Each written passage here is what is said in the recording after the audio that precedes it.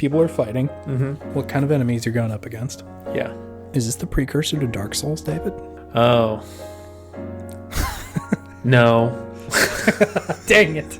Go on.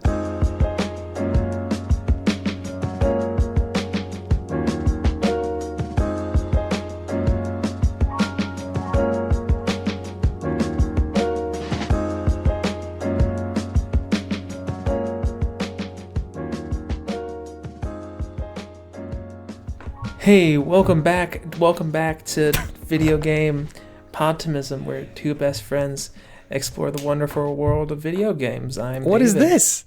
I'm David. Coming out swinging. I stole the show. I'm stealing the show today. It's Holy my show now. Shit. Wow. What do you got to say to that? I had like a whole thing, and you're busting out of it. Yeah, I'm feeling spicy today. Feeling spicy. Wow. So, yeah. Okay. Well, I guess that's the intro, huh? Did I even do it right? I don't even know. I don't know. I think I said it right. It happened so fast. Yeah, it's just I was feeling it, so I went for it. But I mean, you can do it right now too if you want.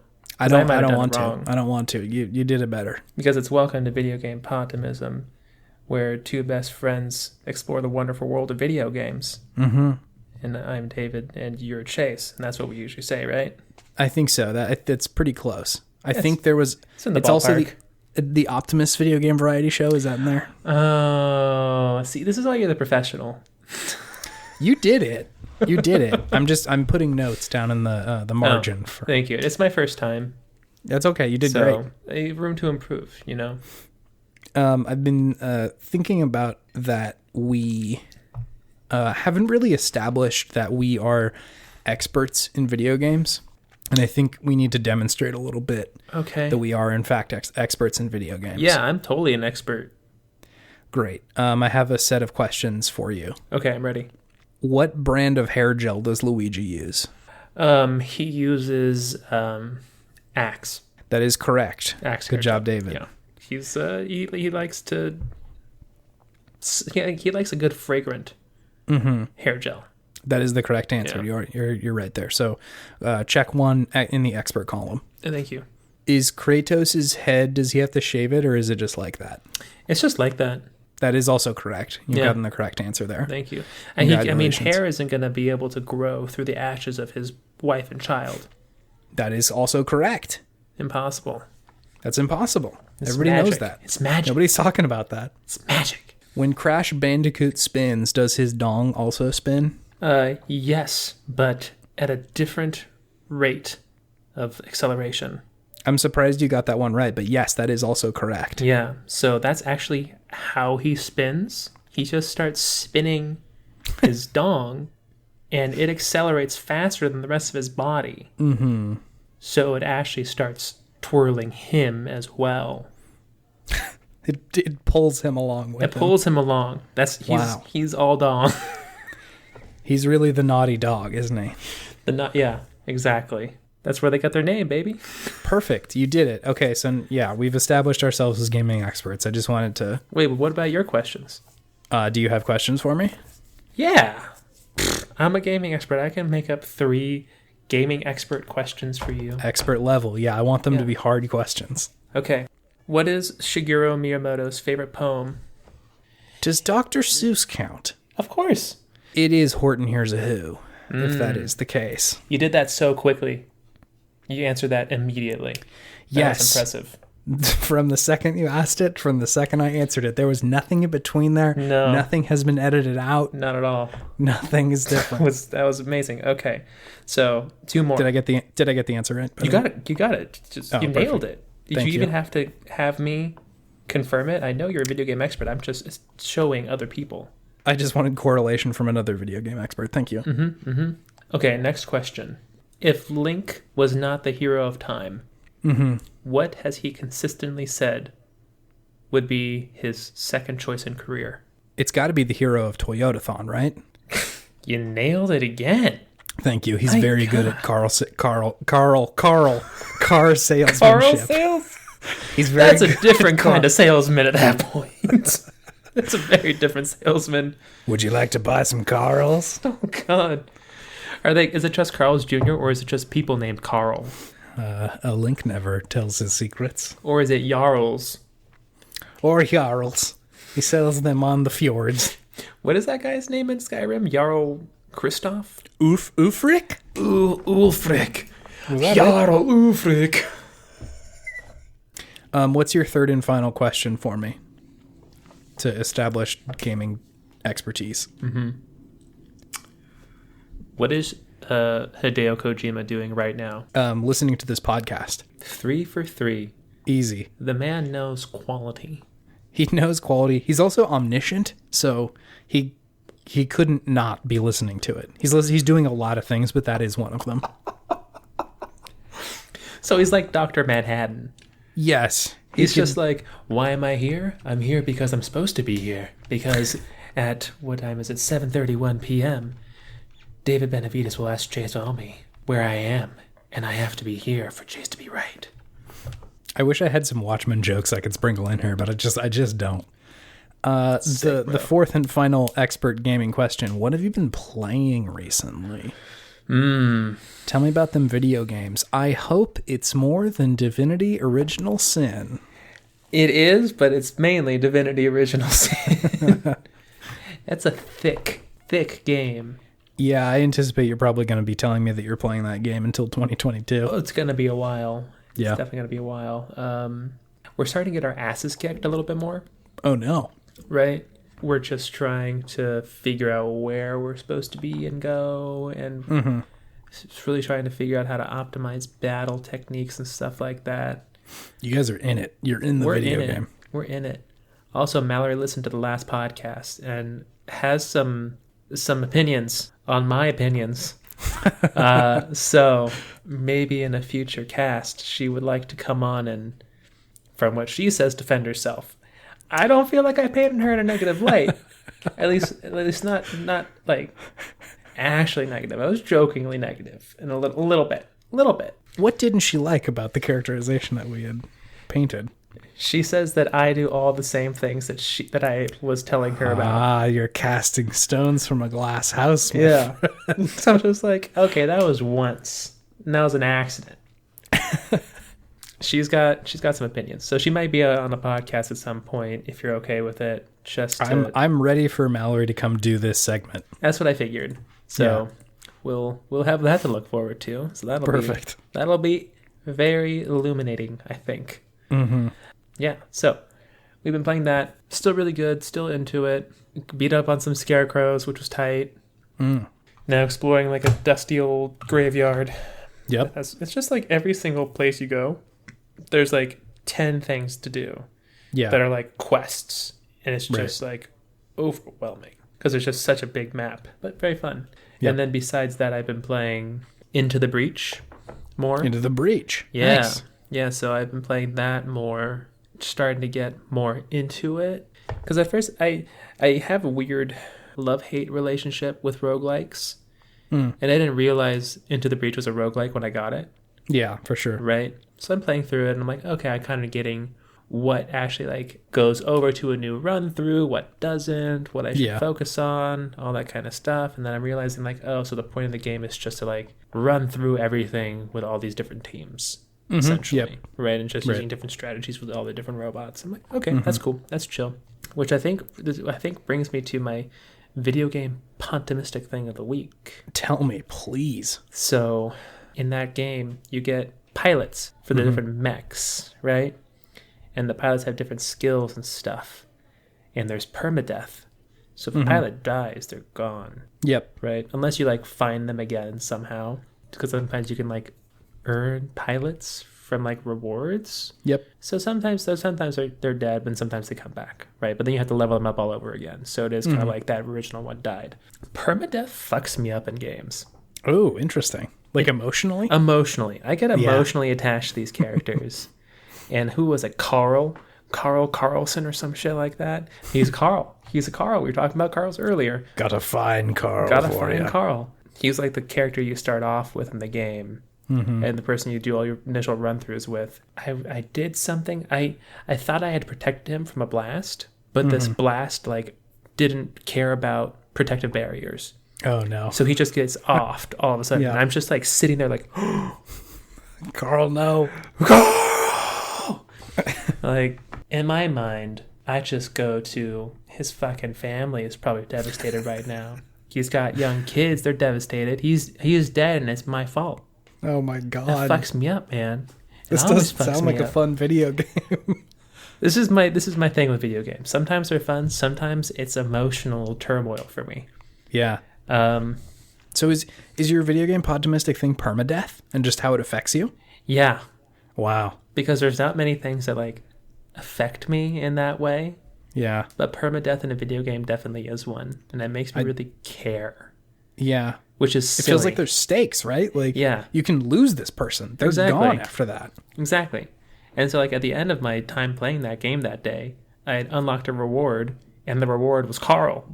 It was another Carl. It wasn't the same a fresh Carl. It wasn't the same Carl, but it was a Carl. Yeah. Right? Better to have Carl'd and lost than not Carl'd at all. So he's coming out of the meat pod, coming back in for another run through. It's just interesting that I care that much about silly little video game characters that can go away forever. Because like realistically in video games, there rarely are high stakes. It's true. Like real world high stakes, right? Like nothing really matters unless you're playing like competitive Dota or like Modern Warfare or something, competitive right? Like, League. Yeah, like none of it really affects the real world. No, competitive Dota, sorry. I did want to correct the record there. Even though League's for competitive babies, according to you. Competitive babies, yeah, correct. Yeah, so like one of the few ways a game could actually affect you is either like telling a pretty affecting story, right? Mm-hmm. Something happening, or something like this where it forces you to like appreciate the mechanics of how this character operates and then put them at risk because you won't be able to play with them anymore if they die. Yeah. Same thing happens in like Fire Emblem where you like level a dude up a lot, especially because they're like named characters who have like stories and shit. Mm-hmm. And if they die, that's it. And it's your fault. So I've definitely I've definitely done my fair share of like save scumming in those old Fire Emblem games where it's like, oh, somebody died. Nope, just going to reset that save real quick. Save scumming. I've never heard that term before. I'm pretty sure it specifically refers to games like Fire Emblem. Uh-huh. So like going through and just saving it and then going back and reloading it if someone dies. Exactly. Why scumming? Because it's a scummy thing to do? Because it's like cheating? Kind of, yeah. You're kind of breaking the game a little bit. You're not playing it as intended. See, this is a whole thing. Because you can save and you can load, right? There are some video games in like where permadeath is a thing where if you die, it'll save right there and be like, hey, dude, you can't go back and load. This is it. But Fire Emblem doesn't do that very much. I don't know. It's definitely a conversation. Okay. And I definitely do it in Fire Emblem. This sort of stuff is why I have a hard time playing the XCOM games, because I do the same thing. I invest a lot in a person, and maybe I get used to seeing them all the time in these games, and then they die. I'm like, fuck. I've already been spooked quite a few times in my run through of XCOM recently. Yep. Where I'm just like, no, not Jane. Yeah. Anyone but her. I can't lose them. That's my wife. Oh, no. Yeah, it gets to you. It does get to you. Yep. All right. Well, that's all I've been playing. What have you been playing? I have been playing a few things. So, as we established last time, I'm a sloppy little boy. Yeah. And I bought Hyrule Warriors because I needed to play a fucking Warriors game. You're a sloppy little ding boy. I know. I'm a ding boy, and I need to see the ding. You need the ding. Got it. So I'm playing through that. It's a pretty quality Warriors game. Yeah. Or Warriors game, all things considered. There are parts of it that I find like pretty handholdy and frustrating in some ways. Like I feel like in Dynasty Warriors, usually they kind of open up the whole map for you, and they're like, go figure it out. Like, you go fight. In the Hyrule game, it's like a lot of like specific objectives that you have to be doing at any given time. Mm-hmm. And oftentimes it kind of just feels like the game is pointing at you and saying, go do this, go do that, go do this, rather than like kind of approaching the fight in whatever way you want to. Mm-hmm, mm-hmm. And that may be representative of most of the Warriors games, and I'm just remembering them incorrectly. But yeah, it's a fine game. It's filling a niche for me. It's fun. It does its job well. Yep. Doesn't aspire to be too much. No, definitely not. And the other thing I'm playing is Far Cry New Dawn. Whoa, that's the one in America? Far Cry 5 was the one that was set in like Montana or whatever. And Far Cry New Dawn is the one that's like essentially in the same place, but after the nuclear holocaust that happens at the end of the 5th Far Cry. Nuclear holocaust happens at the end of the 5th Far Cry? It's crazy, dude. That story got a little bonkers for me there at the end. Whoa. Okay. I have such a love-hate relationship with these games. I loved 3 and 4. 3 was like objectively a very good game. So was 2. 2 was good for its own reasons of like doing like incredible stuff with oh god, what's the word for it? Emergent gameplay. There you go. Emergent gameplay. Far Cry 2 was good because it had emergent gameplay. Hey, you got that just right off the top of your Just dome. right immediately. Video game expert. That was beautiful. Which was like, people weren't really doing that all that much. And so that was a really cool idea that they were working on in that one. Mm-hmm. Oh, the director of that one was Clint Hawking, who also did the first Splinter Cell and then also Splinter Cell Chaos Theory. And he's working on Watch Dogs Legions next year, or this year. Very excited for that. He did Far Cry 2. Did he do any of the other Far Cries? Nope, just that one. Really? He's Splinter Cell. a pretty smart game designer. I mean, He's got if he made Splinter Cell, some good stuff. He's gotta be. He also coined the much discussed ludonarrative dissonance. Say that again? Ludonarrative dissonance. This was like a term in like video game school that like all my classmates kind of like rolled their eyes whenever somebody said it because it was like talked about so much. It's essentially the conflict between like a video game's narrative told through the story and then like the narrative told through the gameplay. And like those two things being kind of out of whack a lot of the time. So like in, I think he wrote an essay about it specifically surrounding BioShock, where a really cool part of the game was that you're like killing all these people throughout the game, and then at the end of BioShock, it's like actually you're kind of compelled to do this, and so like it makes sense within the world why you're doing all the killing and stuff like that, rather than just like I'm like Nathan Drake, right? I was about to say Uncharted. Man. I'm a family man, but I've killed hundreds of people, thousands of people. Yeah. Versus in that game, it made sense kind of for a second, like, oh, I'm being compelled to do all this. I haven't really had a lot of choice. But then he wrote about that, like, after all the stuff that comes out where it's like, oh, I'm being compelled, and you know, a slave obeys or whatever the fucking thing is from BioShock. After all that happens, you still go around killing people. Like the mechanics of the game don't change. So it's true. There's, as he said, dissonance a lot of the time in video games where the mechanics don't match the actual story that they're telling. It's true. And so a very video game designy phrase, and like I said, kind of. It's real academic in the way that they present it. But yeah, smart dude. This is so tangential to Far Cry New Dawn. We're so far away from that game. Interesting information, though. It's true, yeah. This is the one time that the BS in computer game design. We're talking about video game experts today. So That's true. Let's really get people on board here. Totally. Yeah, so Far Cry New Dawn essentially takes place, I think it's like 30 or 40 years after the first one. At the end of Far Cry 5, essentially this like the quote unquote bad guy in the main game, he's been saying that like the end times are coming and blah blah blah. You go around killing all of his like leaders and helpers that like you do in every other Far Cry game. But it turns out he was right, and there actually is a nuclear holocaust that happens. Shit. I found it kind of a weird ending and not really satisfying in a lot of the ways that I was hoping it would. And like, when did I play that game? 2018. It was when we were like not all that far away from nuclear war with North Korea. So like, I was just like, this is kind of a bummer right now. Yeah. So playing Far Cry New Dawn now, it's fun. It's definitely like Far Cry does this a lot with like Blood Dragon and stuff like that, where they'll take the map they already have and essentially just kind of reskin a lot of it. Sure. And so, like, if you liked the mechanics of the other game, it makes sense to play this one. Like, it's still fun. They've got some things that are kind of tweaked a little bit, so it is still, you know, a good time. So is it a full-fledged game, or is it like a secondary kind of add-on game? It's a full-fledged game. Okay. But it definitely suffers from the, like, Far Cry-ism. It's, like, the same kind of problem that I have with GTA a lot of the time of, like, the game so much wants to take itself seriously. And then, you know, there's people making reach around jokes like on the side missions that you're doing. And it's like, this guy's name is Boner. Isn't that funny?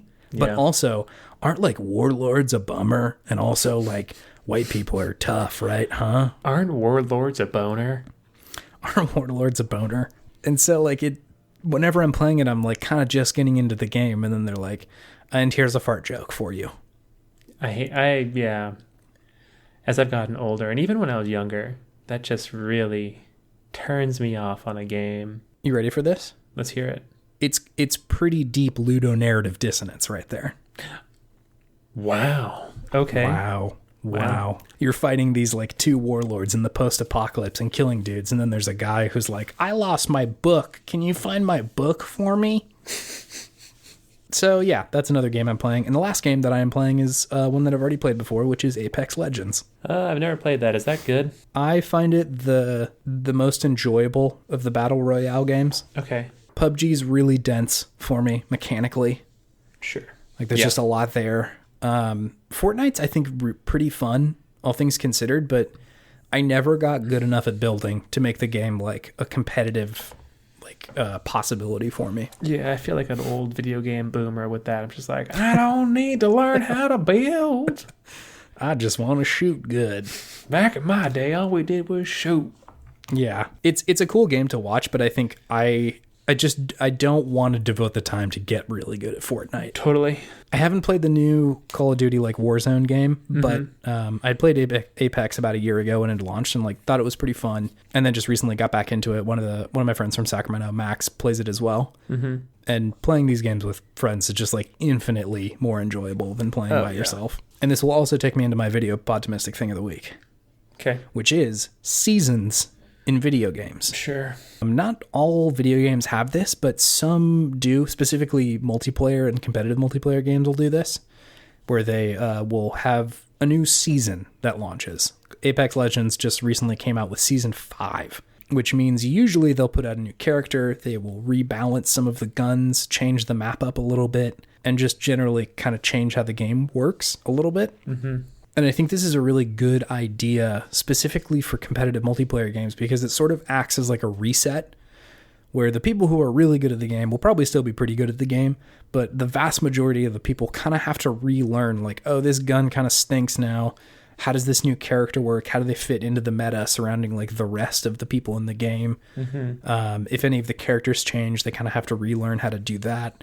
And so for myself, at least, it's a really good re-entry point to be like, okay, well, the whole thing is kind of in flux right now, and that's a great time for me to get back into it. Definitely. Yeah, it gives you a chance to kind of even the playing field. Yeah, exactly. And so I always enjoy when games do this. Dota does this every now and then, not specifically the seasons, but generally like the battle passes kind of designate a quote-unquote season. Mm-hmm, mm-hmm.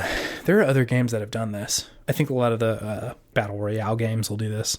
Hearthstone, that's a great example, yeah, where they'll do like the yearly seasons where like cards will rotate in and out of their like standard deck or whatever. Mm-hmm. Then they'll have like expansions a couple times a year. But same thing there. Whenever there's a new season or a new year, I'll usually be like, is Hearthstone good now? Maybe I want to play Hearthstone again. It just takes so much to get back into that game at this point. I know, yeah. There's a lot you would have to do. Yeah. Anyways, continue. It's sort of a stand-in for putting out a brand new video game. Like, Madden ostensibly could operate in seasons and be a totally fine experience. That ain't happening. It's not happening because people will continue to put down $60 on the same game. It's crazy to me. I don't get it. But games like this, I feel like there's, as much as a lot of the time it's packaged with a battle pass or a season pass that you can spend money on to get, which will get you more shit. Mm-hmm. I feel like it's kind of a good way to drum up excitement for your game. Also probably making a little bit of money, but also being a little bit fair in like, hey, we're giving a lot of shit out right now. You should come play it. Oh, totally. Yeah. It makes it seem much more, yeah, like you said, fair. Yeah. At least from a monetary standpoint and a time standpoint of that, that doesn't feel like the game is static or that they've given up on, making it entertaining or changing it if it needs to be changed. It does feel more like kind of a conversation between the players and the developers at that point, which is cool. Yeah, it's good stuff. Overwatch was the other one that was obvious about seasons. Mm-hmm. Definitely those guys. What does that have to do with its Ludo narrative? I think there isn't Well, no, there is kind of ludonarrative dissonance in Overwatch. You can send me a 5-page essay if you want. Yeah, I'll have that on your desk by Friday. Okay, thank you. It's close. Overwatch is close to not being ludonarratively dissonant because it is a game about these two forces fighting each other. Mm-hmm. There's like distinct sides, and the things you're doing in the missions make sense within the context of like kind of the story they're telling, but these like larger story beats always happen outside of those levels. Like they almost never happen in like, we're pushing the point, come on everybody. Mm-hmm. It's usually like there's a giant fighting robot that Genji's gonna cut in half. Like, man, that doesn't really happen in the game. Yeah. Not to mention, you can be on anybody's team. Like, yeah, you can have two Genjis versus each other. Guys. Yeah. Yeah. Anybody can fight anybody. Yeah, it's close, but not quite. Sorry, Overwatch. Almost there. Yeah. Versus something like, what's it called? What was that game that Rockstar put out? The investigative one in like the 1940s? LA Confidential? LA Noire. LA Noire. There we go. Whereas LA Noire is very low in ludonarrative dissonance. The mechanics of the game are doing investigations, and the story of the game is investigations. I was so bad at that game. It's hard. I was never able to tell whether someone was lying, telling the truth, telling a part truth. I was so bad at it. I mean, they were riding a boat down the uncanny valley in that one. They sure were. Sometimes it was like, oh, that guy's definitely lying, and you're right. And sometimes it was like, that guy's definitely lying. Oh, nope, totally not. And he was fine. Mm-hmm. You're just like, oops. Guess you're going in the slammer. Do you want to move on to our next thing? Yeah, let me see your thing. Here it comes. Here it comes.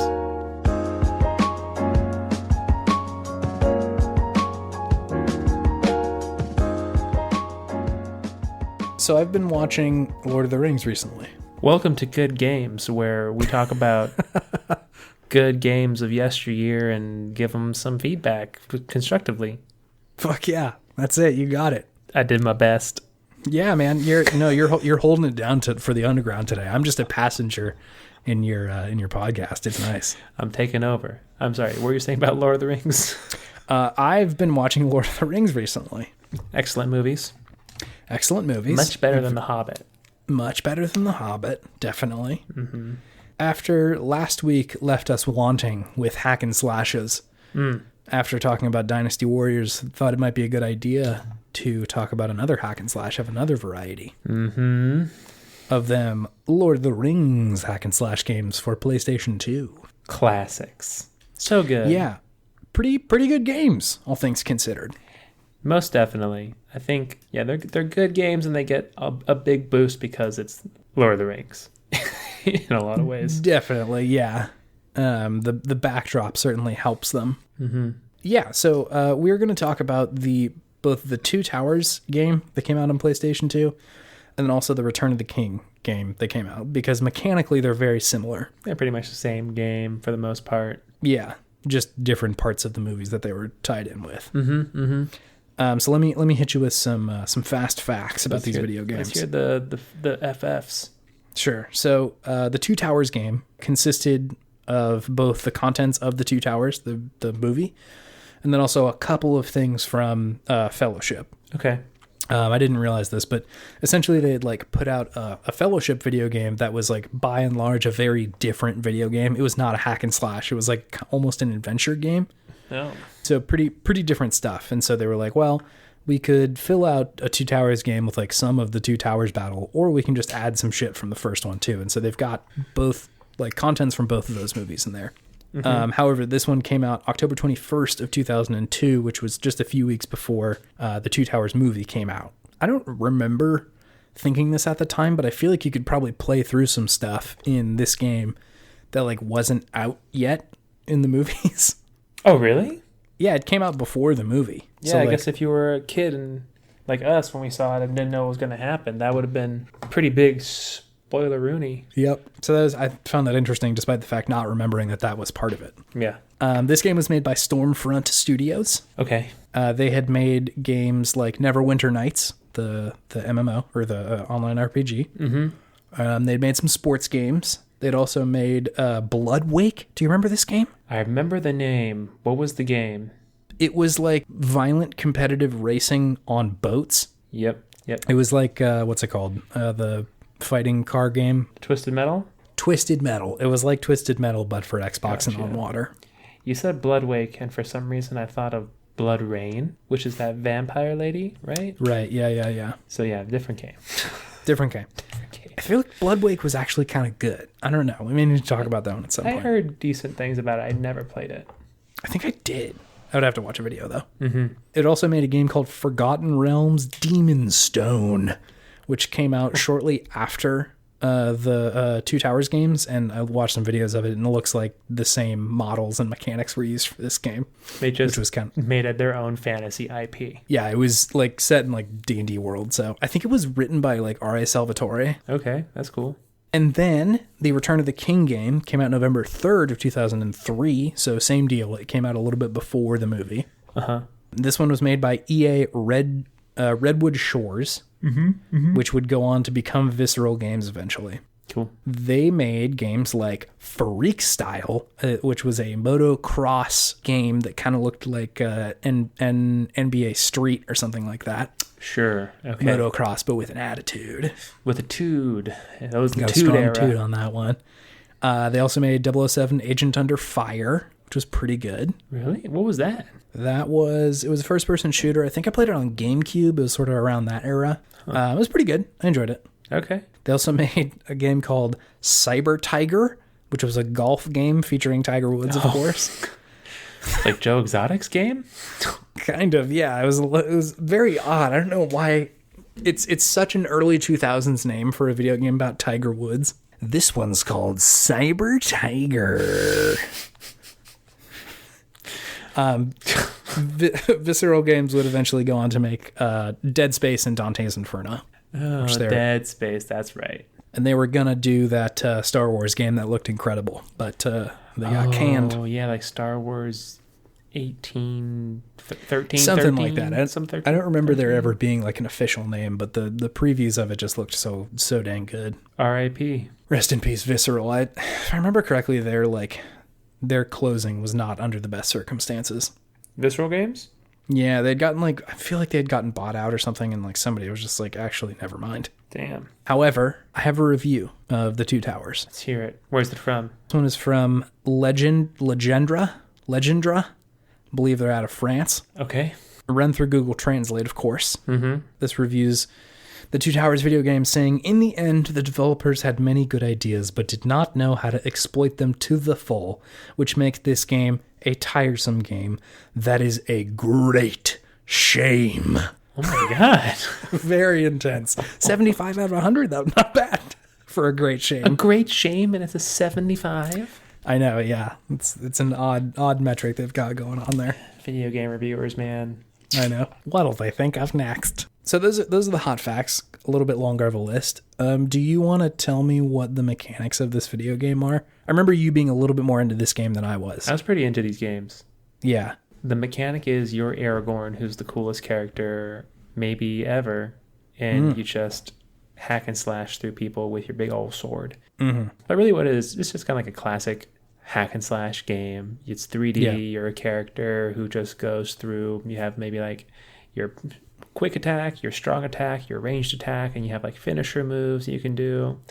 You're not fighting like hordes of enemies, at least not normally like you would in like a Dynasty Warriors game. Mm-hmm. Every enemy is a little bit stronger and requires a tiny bit of strategy, but really not much. It's like, oh, these characters you have to like do something to get rid of their shield and then you kill them, like that kind of strategy. Or these characters there's are far like an away, approach. So you have to shoot them with your bow, or they're going to shoot you and you have to parry their arrows away, otherwise you take a lot of damage, right? So pretty straightforward, and you just got to kind of go along the story of those two movies as your favorite characters, just beating up on orcs and goblins and what have you. I think if I remember correctly, you can also play as like Legolas and Gimli and Gandalf. You can be Legolas, Gimli, Gandalf, Frodo, Sam, Merry, Pippin, Faramir. It's tight. I think that's all of them. Yeah, in hindsight, this game has a lot going for it, which I was kind of surprised to find. Mm-hmm. I liked it a lot then, and I think definitely part of it was that it was Lord of the Rings, and like you got to be at Helm's Deep and shit. Like that's very cool, especially for a game or a movie that was such a big deal at the time. Like that's huge. They were kind of ubiquitous for a couple years there. Mm-hmm. Yeah, the movies were just so important. All the hype of like Game of Thrones condensed into just like a couple of years where like everybody wanted to see these things. And it ended well. I'm not letting it die. I'm sorry. That's fine. You can keep banging this drum. I will. So any way to engage with that was definitely fun, especially as a kid. Like I was talking to you before the episode that I'm rewatching these movies and like understanding a lot of it that I didn't before. But as a kid, this gave me pretty much all that I wanted, which was just like fight the dudes in battle. That's really all I need. And you know, guilt-free murder because you're murdering non-humans. Orcs, baby. It's just orcs. It's great. They're not people. They're nasty. Yeah, they're tormented or twisted elves, right? That's correct. So they're not even halfway close to people. No, they're like bad elves, shitty elves. Yeah, they're elves that were put in like a big pile of dirt and then just let it stew for a couple years. Pretty much. Oh, poor orcs. It must suck. It's tough. That scene in Lord of the Rings where they're like birthing the Uruk-hai and they're like just digging through the muck and shit like that to get him out. It's so fucking gross.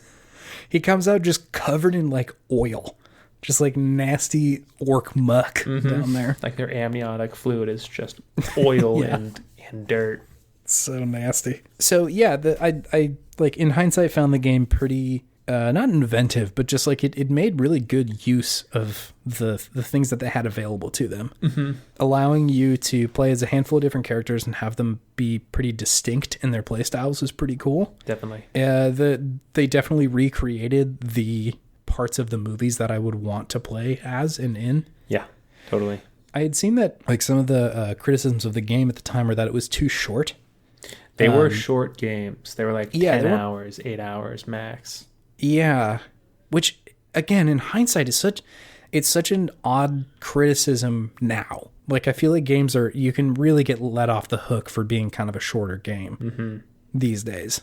Like Doom was like maybe that long, and like I just really didn't see a lot of people being like, this was a short game. It was so tiny. Sure.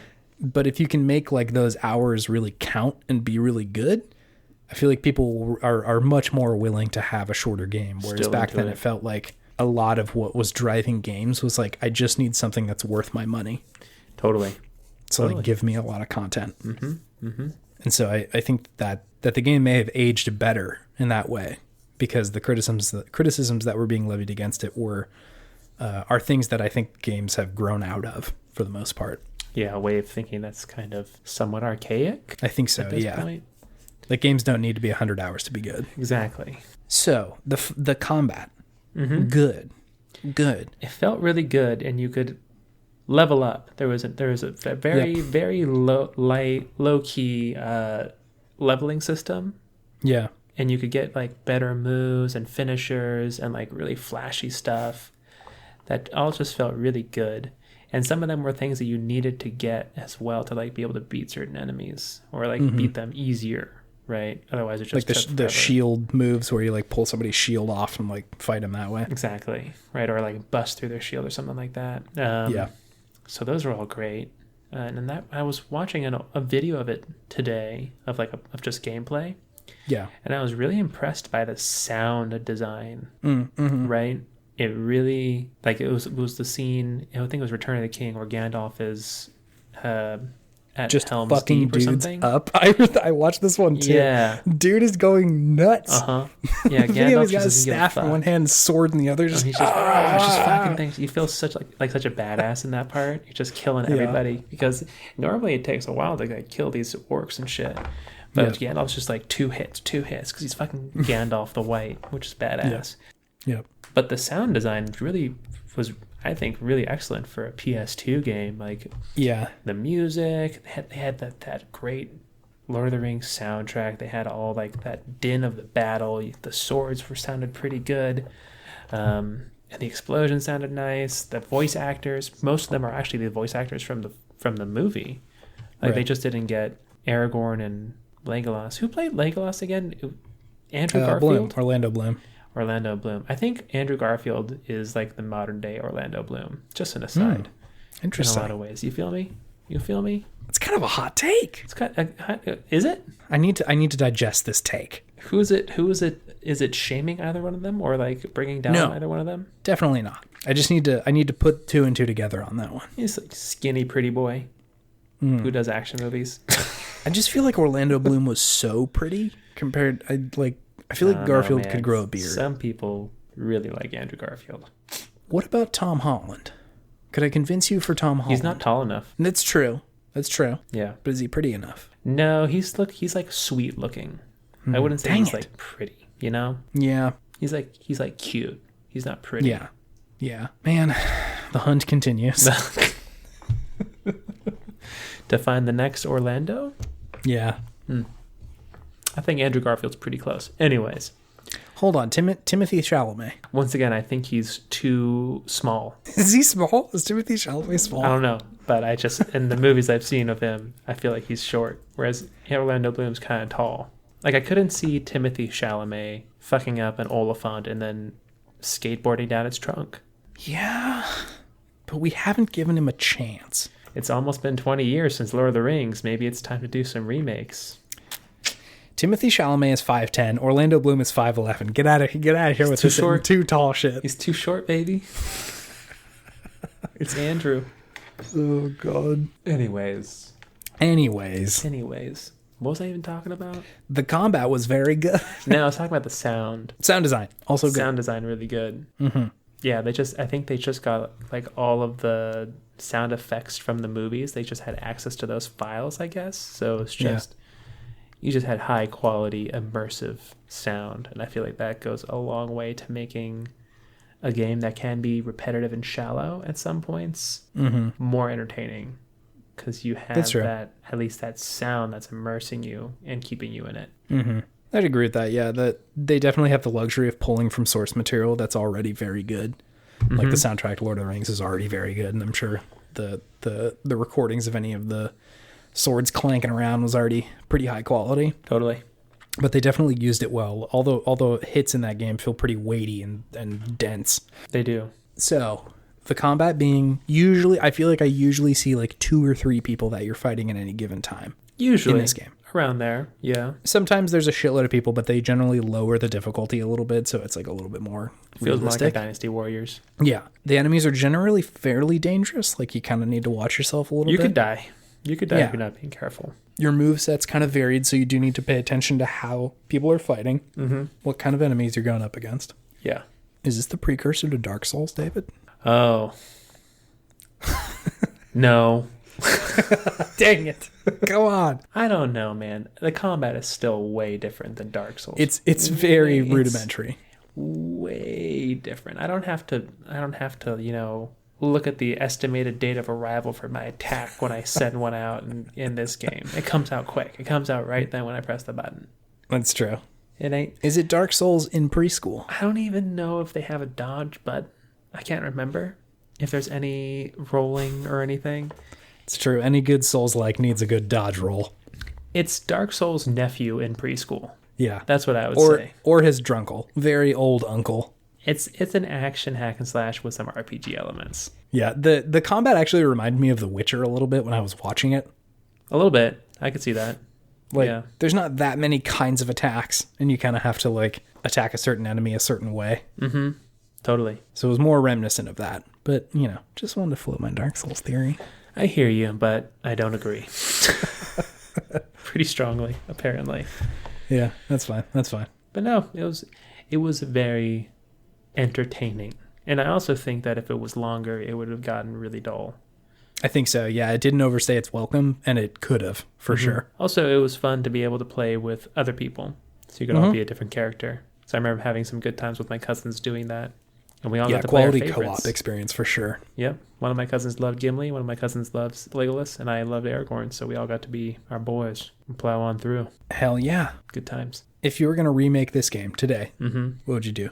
Online multiplayer battle royale. That's just me trying to get money. Okay. If you were going to remake this game and it didn't matter how much money you would need to make. Microtransactions. No, I'm just kidding. Definitely online multiplayer for sure. So you could play with people. Yeah, as co-op. That's true. Maybe you could play with randos. Why not? I mean, it'd be pretty easy, right? Like, you just queue as a character and it would just slap you in an instance with some folks. I mean, you could... I think you could... I think going, like, the Dark Souls-y multiplayer route could be really interesting, actually. It could be fun. Yeah, I feel like the Dark Souls games are always such a solitary experience. Like, you're either like on your own fighting someone else potentially, right? Like there are invasions that you can do in those games and fight other people, but rarely is it a cooperative experience. And like that would be, I bet it would multiply both how frustrating the game is and also how rewarding the success would be. You would get so mad at somebody. Yeah. You could get because the game is already hard. mad Anytime at somebody fails, you're like, God damn it. Like I just needed to roll when I didn't. Yeah. But if you have 3 fucking people on a team and you need all of them to not be shitty, I think just impossible. You would have to ratchet down the individual difficulty. Just a little. Just a little bit. Otherwise, it might be impossible. Right? But I feel like that could be an interesting way of doing it. And then you would have, instead of having like a customizable character, it'd be more like Sekiro, where you just have like choose one of these base models of character, like Legolas, like Ghibli, archetypes, Aragorn, whatever. And they have all their different things they can upgrade. You can put stats in different spots to different things. So it is customizable in that way, but with a specific character. That could be pretty fun. It's like a Left 4 Dead kind of model where they have like a handful of instances that you can play through. Instead of having like a story, just like go through. Or I guess there could be the story. It is the story of the movies, but it's like different levels where you just run through.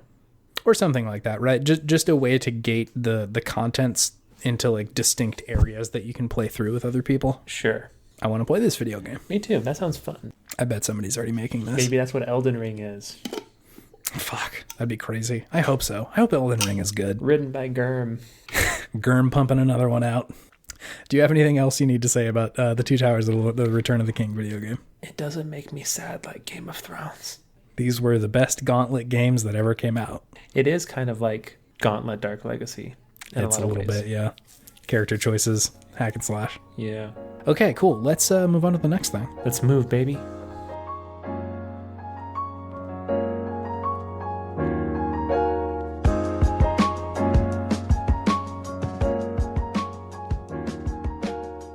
We accidentally, no, not accidentally.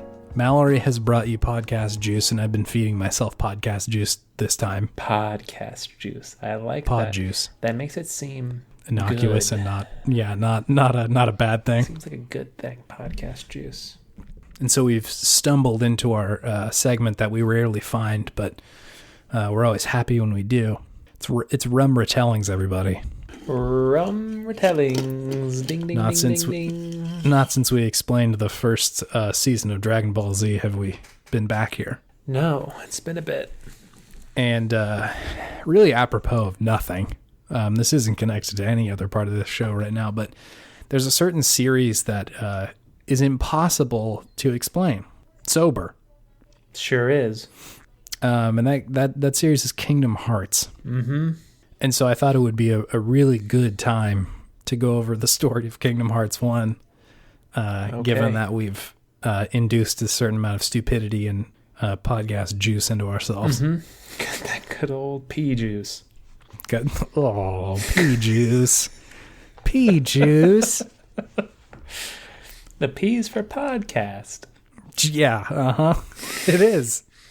Okay, sorry, the P-cast juice. The podtimism juice. The potty juice? The potty juice. Still not good. Still not a good name. We'll get there. We'll find something. We'll get there. Okay, so I want us to tell, because everybody's always confused. They're like, hey, I don't know what the fuck happens in Kingdom Hearts. Mm-hmm. And good news, we kind of don't either. But we're going to tell you the story of Kingdom Hearts 1. We sure are. I have one rule for you. I forgot we have rules for these. What's the We rule? got rules. You can't use the word heart. What? You can't use the word heart. Oh. There's so my headphones almost much. fell off. There's so much usage of the word heart in this game. That's just cruel, but okay. I know. It's only one rule. That's it. You're forcefully taking this podcast back from me right now, but that's fine. It's a power laying struggle. down this rule on me. Okay, I'm ready. I'm into it. Okay, okay, here we go. Hearts. Fuck. Fuck. The game starts on Outset. No, that's Link. Is it? Is it No. not Outset Island? Lon Lon Farm? Lon Lon Farm? Outcast Island? Outcast the island of Island? departure. The Island of Departure. You are correct. That is actually it. I'm pretty sure, right? Yeah, no, that's definitely it. Okay. Where That's so weird. some children exist. Yeah, for some reason, there's kids on this island. There's no adults. Some of them are from Final Fantasy. And Yeah. then some of them are just randos who just apparently just sprouted up out of the ground. Yeah. No one knows where they came from. There is a cutscene in the first one where they're like, somebody tries to call them home. They're like, Sora. And it sounds like an adult. No clue who these people are. No idea. So yeah, there's some Final Fantasy people. They don't matter, by and large. Pretty much, yeah. There are 3 children who do matter. Sora, Kairi, and Riku. Riku's a wiener. He's pretty an wienerish in the edgelord. beginning. Yeah, pretty wienerish. He's pretty wienerish throughout most of the first game. He wears he has silver hair and he has black pants and he wears a tank top around everywhere. And he thinks he's cooler and better at everything than you. Mm-hmm. He's that kind of guy. He's that kind of guy. Sora is a soft boy. Super soft. Got a lot of feelings. He has the most feelings, I think, of maybe any video game character. A lot of thinking and talking while like falling through just space in this video game. That is quite a Kingdom Farts trope. Gotcha. You got me. Do I take a drink? Is that the Yeah. the punishment? That's the rules. So those kids exist. Oh, no, wait, Kairi.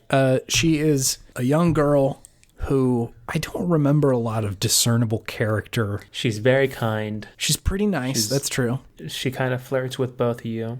This is told from the perspective of a young boy. So she is very much just kind of a love interest. Unfortunately. As problematic as that is.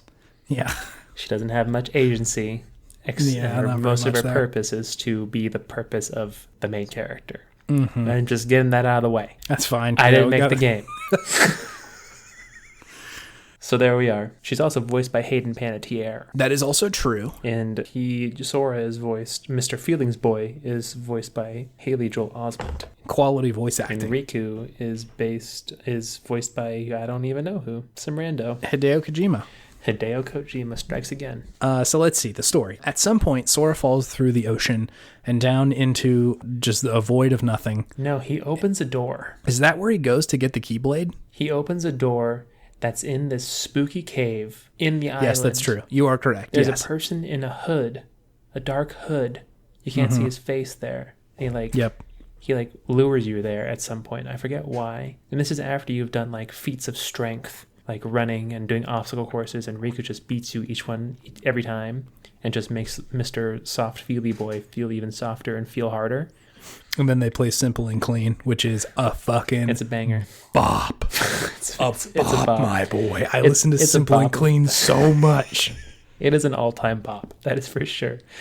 Can I hear your rendition real quick? Simple and clean is the way that you're making me feel tonight. You gotta let it go. Only whatever lies beyond this morning is a little later on. Regardless of feelings, the future doesn't matter at all. Nothing's like before. Are those really the words? I know a lot of these lyrics. I had nothing after that. I know an unfortunate amount That's of Simple beautiful. and Clean. It is an all-time bop. I will give you that. So they play that music. Sora falls through the ground, I guess, in the cave. And then he falls falls into this training area essentially where you learn combat. And then you fight a A big heartless. Oh, Oh, a big fartless. got him. A big dark creature. A big dark creature who I think you fight later in the game too, and he's way stronger. I think so. He shows up in every single game. So you fall down there, you see a bunch of Disney characters, which I think Sora doesn't really understand. And you come back up. I think there was a storm going on while you fell through something this shitty pit. was happening. Something shitty was happening. Oh, also sidebar, Kairi keeps talking about leaving the island in a boat, which I think is ill-advised given how And old they Sora's are. please don't go because I love you. Yeah, correct. And Riku's like, hey, 4chan is cool, right? He's a weirdo, an edgelord. So all that happens. Sora comes back up with this, like, he calls it a blade. It's a big old key. It's a big old key. Again, they keep calling them key blades. There's not a sharp part of this. It's really a blunt instrument. You can't slice with this thing. It's a club. It's a key mace. A key club. Club. Oh, from the east to the west, we are the best. We're the bees sting, and that's why we sting. We're the bees buzz. We're the bees buzz. It's all about the party, CNH bees. Oh shit! Second bop. It's all come full circle. My goodness. I will not be able to splice in sections of that song in this part. I will for Simple and Clean. This is why already, but I joined Key Club, I think, subconsciously. That's true. It's a key club. Made you feel simple and clean. Anyways, let's continue. For everybody else who didn't do Key Club, we will continue. So some shit goes down. Some creepy little shadow dudes show up on your island that you have to beat up. They're with like the Key Club. Ants. Yeah. Which you tried to fight with a wooden stick and it didn't work, but you can beat them with the key. Yeah, the key beats them pretty well. So that happens. Riku also, for whatever reason, gets one of these things. And he's like, immediately just goes full edgelord and is like, we gotta leave. This thing's fucking tight. I'm about to dip. Well, isn't his like the shape of like a wing, like a bat wing or something? It's very spooky. Yeah, it's like dark and shit because he's all dark and edgy. Yeah, correct. And no, everyone else on the island is like missing or some shit. Yeah, they're just not there. And then for some reason you fight someone or something, and then you just like disappear. The whole island like disappears, or you get teleported somewhere. I think you fall through that door. Like Kyrie or something is like wandering around. She gets pulled through it or something. You go back to the door or something, and you go through it. And you're just gone. Some things happen, and you get pulled through time and space. You get pulled to a different world completely. Young boy Sora lands on none other than... Cloud Strife? Mickey Mouse? No. Donald Duck? Goofy? Goofy. Goofy. And Donald, if I remember correctly. Goofy and Dolan. Gooby and Dolan. Gooby, please. So I don't know what happened here. Someone who is actually into this game could explain, I bet, a lot better than we could what actually happened between these two parts, but they get pulled through space. Something about the connection between the world's blanks and Sora, his big blank that he has so many feelings in, bring him to this place. I think that's what it is, or like the bullshit answer they give in the game. There's a lot of feelings, and he's transported to these different places. Mm-hmm. So he meets up with the bros, Donald and Goof. It's pretty good. Thank you. Can you do a Donald? I can't. Donald is not my bag. That's pretty much it. What the fuck happens after that? They're in Traverse Town. Yes. Traverse Town, whatever. It's a town in between worlds. Yep. Where you can get to all the other different worlds from there. There's some kind of exposition in there. They meet a bunch of people, and I think the explanation is that Sora's trying to go home. They meet a bunch of people from Final Fantasy. I think they meet Tifa and Aerith and Cloud and Squall, like Final Fantasy 7 and 8 homies. They meet all of them. All those guys are hanging out, and they're like part of a resistance or some shit. Something. I have no memory of their point in this. The dark evil creatures that are because those things have been popping up in their world too. Yeah, they're all over the place. They're like popping up in worlds all over the multiverse, essentially, or the universe, or however you want to call it. So people are like trying to fight them, and they're just like, what the shit do we do? Mm-hmm. And apparently in this town, I think Sora tells them about his blade, his club, his key club. And he all gets them to join, and they all sing the CNH rap. But No, I think they're like really impressed by the Keyblade because they're like, oh shit, this is the key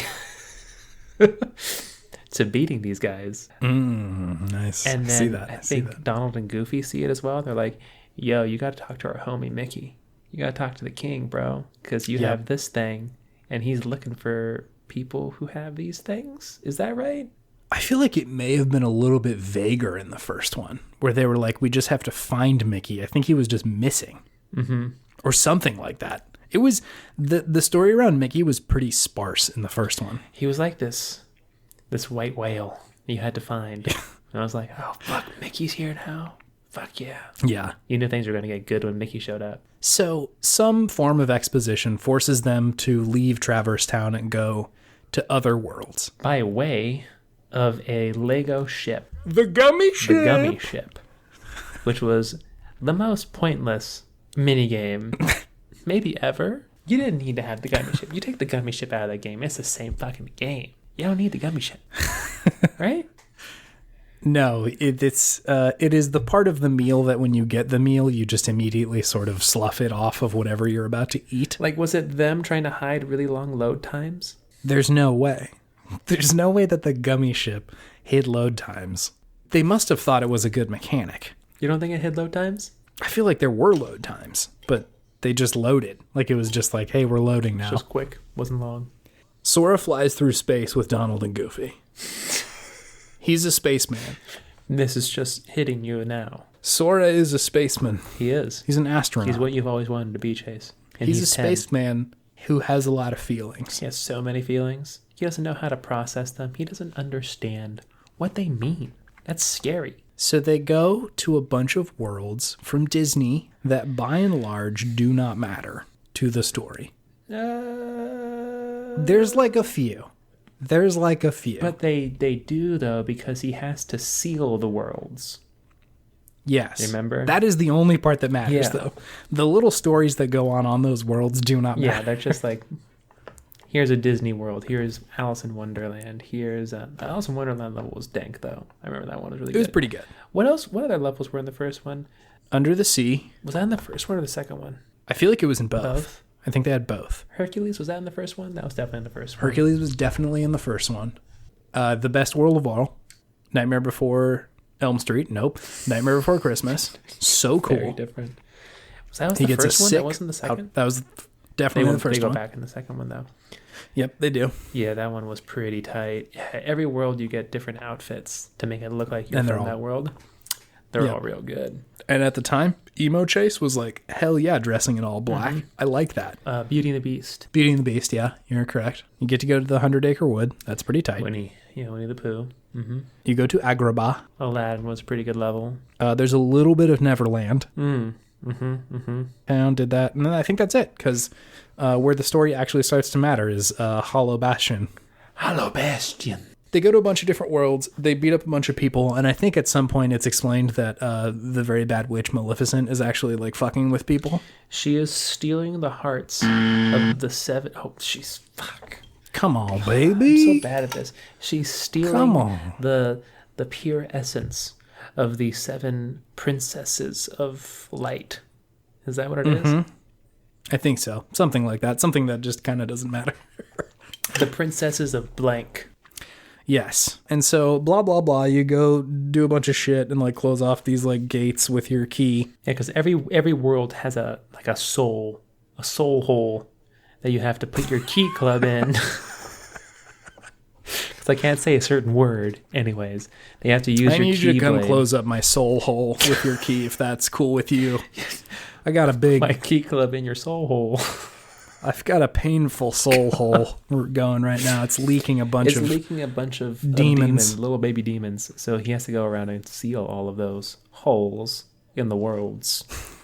And then that heals the world, and then it doesn't have any more baby demons in it. So he's doing that to all the worlds, and then he goes to Hollow Bastion to meet the queen and fuck her up. Correct. At which point he also runs into old friend Riku, who's like, I have a new costume. I have a fucking sick sword, and I'm going to kick your ass. I got new friends. I wear black now. Fuck you. I'm cool.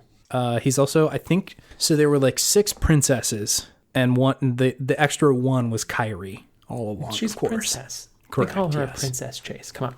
She's just a lady. She's a girl. She's a princess. Sure. Okay. She's a princess. And they're trying to get all these hearts. That's my first one. And got me. You got yourself. That's the bummer about it. Yeah, it's definitely self-inflicted. So they're trying to steal all these people's essences, and Riku's like, "Fuck you! I'm gonna kill you." At some point, when they're fighting, Sora gets turned into one of those little demons that's been crawling around. He loses his feel hole. His feel hole gets taken away from him, where he puts all of his feelings inside of himself by Maleficent or someone else. It gets taken, and then he turns. It's either her or Pete. Yeah, Pete from Steamboat Willie, the big villain. The most terrifying villain of all. Funny. But yeah, and then he turns into one of those little demon things, and you have to be one of those for a bit until you find your body again. And this has huge repercussions for the next game. Gigantic. This is like a big part of the second game.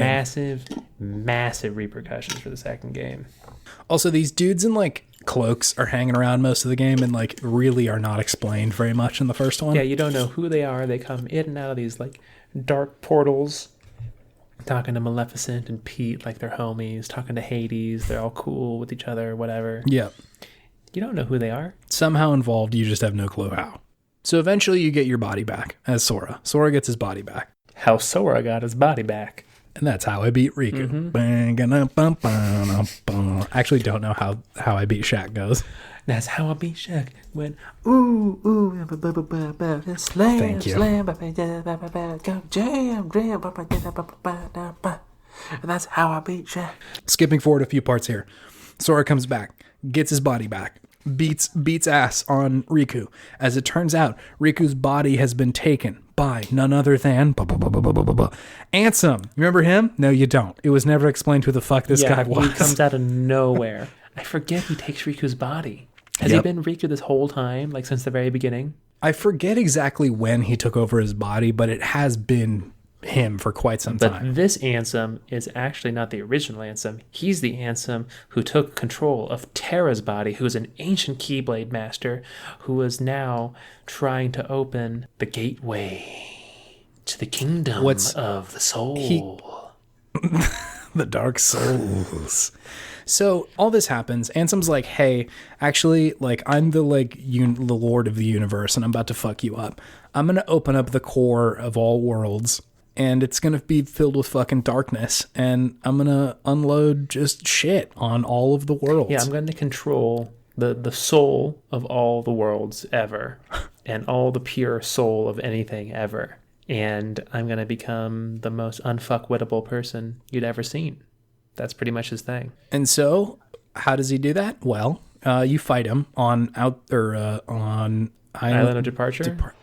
Yep, you fight him and you've there, already beaten Maleficent and all those other people at this point. Yeah, they sort of just get tossed by the wayside. They've all been working with Ansem, or for Ansem, I'd say. Yeah. Yeah. For reasons. Mm-hmm. So you go back to Island of Departure and fight Ansem there. It's raining and stormy and spooky. Mm-hmm. And then he transports you to like the core of all worlds, and he turns into a big boat. He turns and then you have into to fight him. A giant fucking flying boat.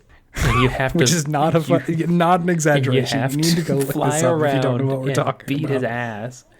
And he has a giant fucking dirigible. He's a big boat. Fucking big old blimp. Like battle blimp. It was ridiculous. A battle blimp. He's a battle blimp. That's what a Zeppelin is. Right? They've had those. The Germans definitely had battle blimps. That's a pretty cool name. Why the fuck hasn't anybody called something a battle blimp yet?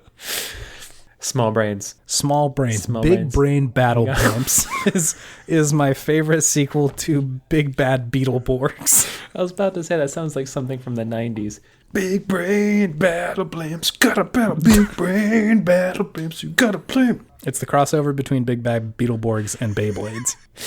Oh, fuck. That's $1 million idea right there. This isn't Kingdom Hearts. We are not talking about Kingdom Hearts. We're talking about a big brain battle blimp. Battle blimps. Ansem's got the big brain, and he's a big battle blimp. He's got the big brain. However, you beat him with your big chat energy, and he, as a dying wish, tries to open up the core of all worlds. Yeah, Sora, through this whole process, has gone from a lowly feel boy to a Chad. Like, he's got big Chad energy. He's real strong now.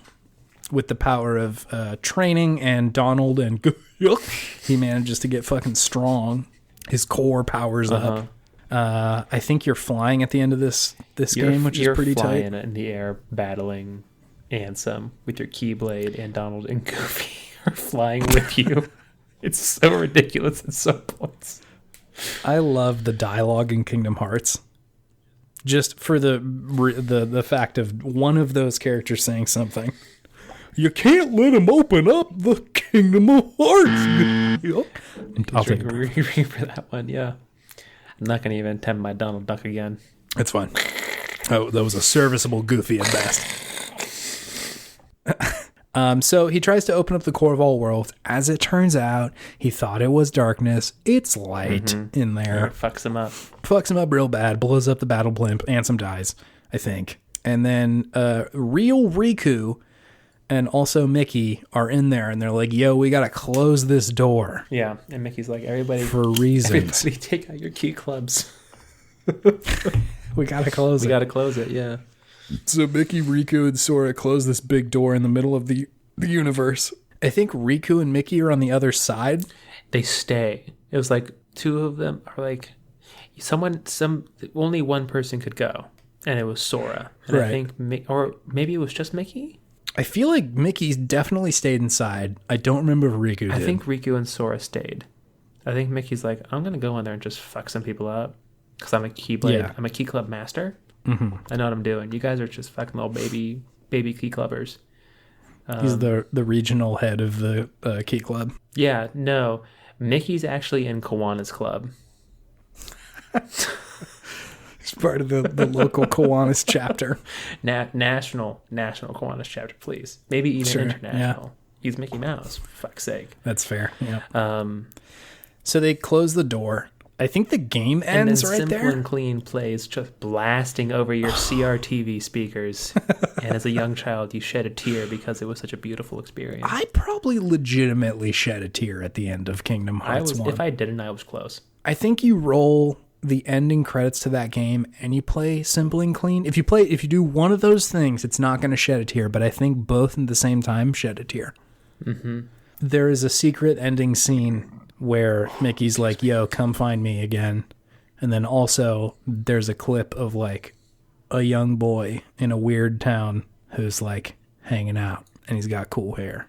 Is he really in the secret ending scene of the first game? I'm pretty sure there's a secret ending scene where you see Roxas. Roxas? Yeah.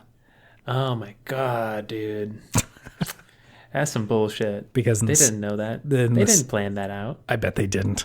Yeah, because in the second one, in the beginning, you play as the byproduct of Sora losing his heart. It's called a nobody, because people without hearts are nobodies. It's this fucking game, man. This game. The hearts of darkness. When you have a heart of darkness and a heart of light, and they intersect in the heart of the world. In Kingdom Hearts. Kingdom Hearts. Anyway, so yeah, that's an absolutely 100% accurate retelling of Kingdom Hearts 1. Yeah, don't quote us, but it's 100% accurate.